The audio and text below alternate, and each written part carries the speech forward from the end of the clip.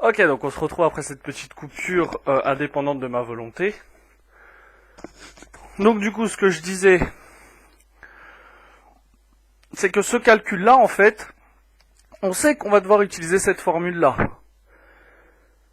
Si je connais les A, les N et les P, j'ai gagné, c'est terminé. Puisque moi, mon but, c'est d'écrire la partie droite de l'égalité. Donc quand je regarde mon calcul, normalement, ici je vois quelque chose avec une puissance. Ça veut dire que ce que j'ai ici, le 3/7, le tout au carré, c'est forcément soit le A puissance N, qu'on voit pas très bien, soit le A puissance N, soit le A puissance P.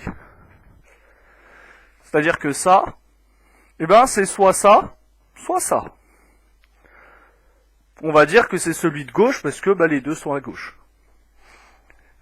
Dans ce cas-là, le 2, c'est le N, et ce qui reste, c'est le A. Donc déjà, je sais que A, c'est 3/7. Donc j'ai 3/7 au carré fois 3/7. Il me faudrait le petit p. Si tu te souviens de ce qu'on a dit dans l'exercice précédent, quand on a un nombre tout simple, en fait, il a une puissance de 1. Donc à partir de là, je vais pouvoir appliquer la formule et trouver 3/7 puissance 3. Ça, c'est pour le petit a. On va passer au petit b.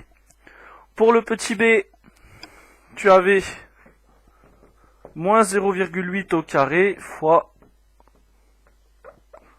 moins 0,8 au cube, si je ne me trompe pas. Ici, on essaye d'identifier les A, les N et les P. On voit que le A, c'est moins 0,8, que le N, c'est 2, que le P, c'est 3. Donc j'applique la formule. Et j'oublie pas ici les parenthèses qui sont extrêmement importantes. Si tu oublies ces parenthèses, ça devient faux. Donc ça, c'est pour le petit b. On passe au petit c. Je vais redescendre un peu la caméra pour que tu puisses voir le reste du tableau.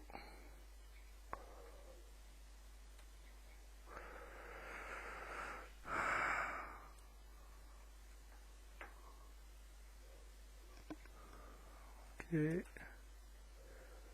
Voilà. Alors pour le petit c, c'est pareil avec des fractions, donc c'est la même logique que pour le petit a. Donc on a 2/5 au cube fois 2/5 au carré. On applique la formule. Parce qu'on a compris que 2/5 c'était a, que petit n c'était 3 et que petit p c'était 2. Et donc on se retrouve avec 2/5 puissance 5. Voilà pour cet exercice. Ça c'est le 36. Si jamais tu as des questions, n'hésite pas. Si jamais il y a des choses que tu n'as pas compris, n'hésite pas. Parce que c'est très important que tu comprennes. Comme je vous l'ai dit, c'est pas parce qu'on est en confinement que mon objectif change. Moi, mon objectif, ça a toujours été, ça restera toujours, que mes élèves comprennent ce que je leur explique. Donc, on va passer au 37.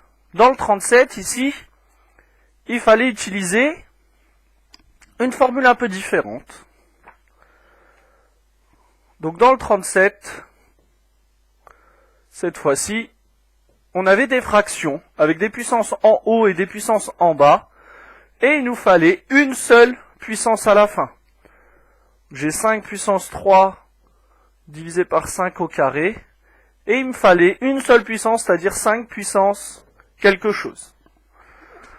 Donc là, on voit tout de suite que ce calcul-là, c'est pas cette formule-là. Donc on va écrire la formule qu'on va utiliser. Donc, la formule qu'on va utiliser, c'est bien sûr la suivante. Donc ici on regarde, vraiment ce calcul-là, ça ressemble énormément à cette formule-là. Et c'est même la même chose à condition que A, ça soit 5, puisque je l'ai en haut et en bas, que n, ça soit 3, et que p, ça soit 2. Et ben, du coup, il me reste plus qu'à faire le calcul. Et donc, on trouve 5 puissance 1. Pour le petit b, on a 2 puissance 5 divisé par 2 puissance 5.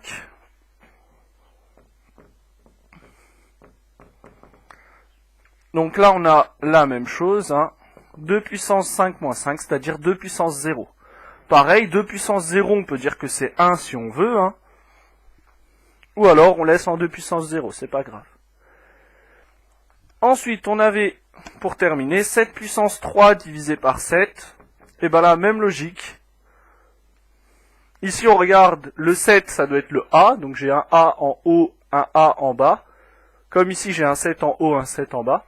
Le N, c'est 3, mais le petit p, il n'y en a pas. Donc on se rappelle ce qu'on a dit, hein, on peut toujours faire apparaître une puissance de 1.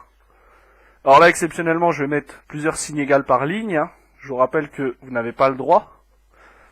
On applique la formule. Et donc on trouve cette puissance 2.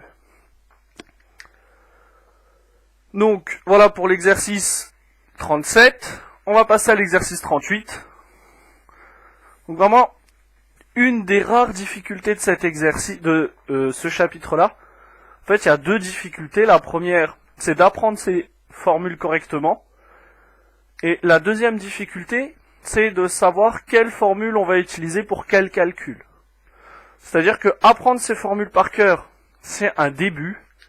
Mais le plus important, en fait, c'est de savoir, quand vous allez être devant un calcul, quelle formule vous allez devoir utiliser. C'est très important.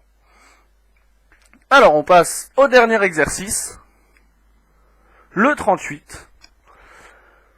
Alors, dans le 38, si je regarde mes différents calculs, eh ben, je vois que je vais devoir utiliser encore cette formule-là. Donc, on est parti. Le premier calcul, c'était 5 puissance 3 sur 5 puissance 2. C'est égal à 5 puissance 3 moins 2, c'est-à-dire 1. Pour le petit b, on a 3 puissance moins 5 divisé par 3 puissance 8. On applique scrupuleusement la formule. Ça nous donne 3 puissance moins 5 moins 8. Et moins 5 moins 8, ça donne moins 13.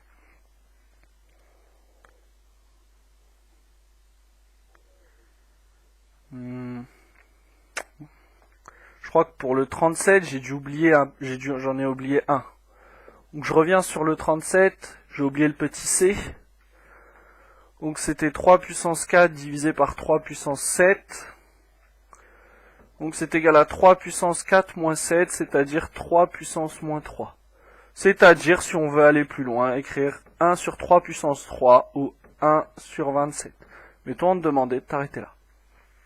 Ok, donc je reviens maintenant sur le 38. Alors le 38 ici, 3 puissance moins 13, c'est la même chose que 1 sur 3 puissance 13 si tu voulais. Mais toi, on te demandait de t'arrêter là, on est bien d'accord. Je passe au petit c. Pour le petit c, on a 2 puissance 4 divisé par 2 puissance moins 3. Et là, je vais prendre mon temps pour bien insister sur le fait d'utiliser correctement la formule. Ici, la première étape que moi je vous conseille de faire tout le temps, elle va être très importante ici parce que si vous allez trop vite, vous risquez de faire une erreur. Ici, j'ai 2 puissance 4 sur 2 puissance moins 3, donc c'est la même chose que a puissance n sur a puissance p. A du coup c'est 2, n c'est 4, p c'est moins 3. Et moi je dois écrire a, donc c'est-à-dire 2, puissance n, c'est 4. Ici, je dois écrire le moins. Et après, je dois écrire le p. Donc, je me retrouve avec 2 puissance 4 moins 3. Et ça, je te renvoie au chapitre sur les nombres dérivés. Hein. Quand on a deux signes qui suivent séparés par une parenthèse de signes, on applique la règle des signes. C'est-à-dire que ici, moins entre parenthèses moins, c'est la même chose que moins fois moins, c'est-à-dire plus, excuse-moi. Donc j'ai 4 plus 3, c'est-à-dire 2 puissance 7. Et ça, c'est très important. L'oubli d'un des deux moins, soit le moins qui est ici, soit le moins qui est là, c'est une erreur classique. Donc évite de la faire. On passe au petit dé. Et comme ça, on aura corrigé ces exercices, on va pouvoir continuer le cours. Donc le petit dé, c'était 10 puissance moins 7 sur 10 puissance moins 3. Donc on a moins 7 moins 3, c'est-à-dire 10 puissance moins 7 plus 3, c'est-à-dire 10 puissance moins 4. Pareil, 10 puissance moins 4, si j'avais envie, j'aurais pu l'écrire sous la forme 1 sur 10 puissance 4. Est-ce que ça me sert à quelque chose?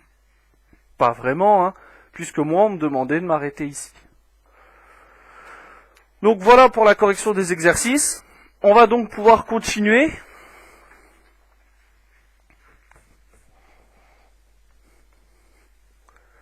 Et on va voir ensemble. Donc là, moi, je vais stopper la vidéo comme ça pour vous. Ces deux vidéos seront appelées correction des exercices.